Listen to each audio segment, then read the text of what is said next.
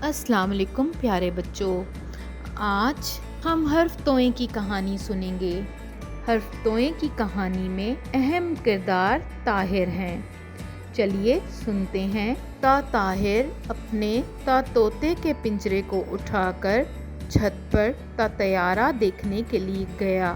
طاہر نے پنجرے کا دروازہ کھول کر اپنے طوطے کو آزاد کر دیا۔ میرے ساتھ ان الفاظ کو دہرائیں۔ طاہر، طوطا، طیارہ۔ دوبارہ دہرائیے۔ طاہر، طوطا، طیارہ۔ پیارے بچوں، کیا آپ نے غور کیا ان تینوں الفاظ کی ابتدائی آواز طا ہوتی ہے؟ یہ طا آواز حروف تہجی کے حرف توئیں کی ہے۔ یہ دیکھیے، یہ حرف توئیں ہے، اس کی ابتدائی آواز طا ہے۔ اب میرے ساتھ ان الفاظ کو دوبارہ دہرائیے۔ توئیں طوطا، توئیں طیارہ، توئیں طاہر۔